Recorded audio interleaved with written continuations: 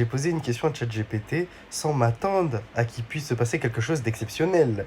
Malheureusement, la question que j'ai posée était très problématique apparemment. Et ça, je l'ai compris quand on a cassé ma porte à 7 heures du matin.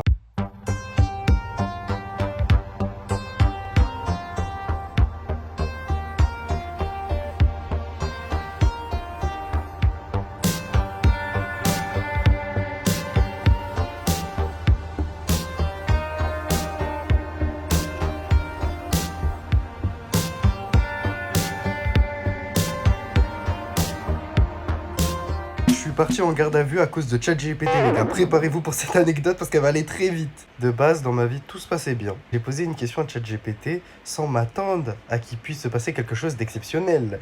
Malheureusement, la question que j'ai posée était très problématique apparemment. Et ça, je l'ai compris quand on a cassé ma porte à 7 heures du matin. Preuve à l'appui. À ce moment-là, il y a le raid qui débarque chez moi directement et qui pointe ma mère, mon petit frère, moi, etc. On me met les menottes, on me ramène dans un commissariat, mais qui me ramène dans un autre commissariat. C'est-à-dire que pendant toutes ces actions, je ne savais pas pourquoi on avait cassé ma porte. Et quand je suis arrivé au commissariat, on m'a dit que je vais être mis en garde à vue pendant 24 heures pour les faits suivants. Une question problématique posée à ChatGPT. Je n'ai même pas envie de vous dire ce que je lui ai dit parce que c'est tellement problématique. Du coup, on me met en cellule, on me demande si je veux voir un avocat commis d'office ou un médecin. J'ai dit que je voulais voir les deux. D'ailleurs, erreur les gars, ne faites jamais ça, vous perdez tellement de temps. Je suis parti voir le médecin en premier, on a parlé, etc.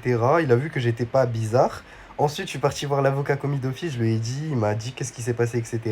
Il m'a dit comment me défendre, il a dit que lui, il pouvait pas parler pendant que je me défends avec l'OPJ, mais qu'il va être là pour regarder, écouter, et que s'il y avait des trucs à raconter après toutes les questions qu'ils allaient me poser, il allait parler. Au final, il a servi à rien du tout, les gars. C'est-à-dire, si vous demandez à un avocat commis d'office, préparez-vous à qui vous défend même pas. En fait, il est là juste pour être payé, je crois.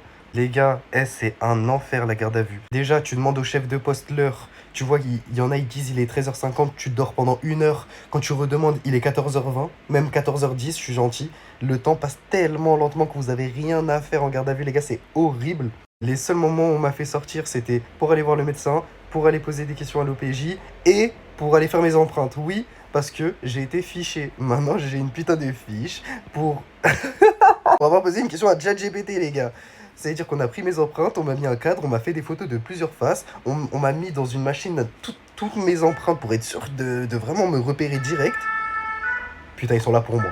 Et au final, après les 14-15 heures de garde à vue, on m'a fait sortir et on m'a dit que je devais revenir le lendemain à 9 heures. Parce qu'apparemment, ils faisaient pas de garde à vue la nuit, ou je sais pas, j'avais pas vraiment compris. Et du coup, la magistrat m'avait laissé rentrer chez moi dormir. Par contre, je vais revenir le lendemain à 9 heures du matin. Donc, je suis reparti au commissariat à 9 heures du matin. Je me suis dit que juste, ils allaient me reposer des questions et que voilà, genre, Osef. Ils m'ont remis en cellule toute la journée, jusqu'à 21 heures. C'est-à-dire que moi, si on m'a lâché une fois, pour moi, c'est dire que j'ai rien fait de grave.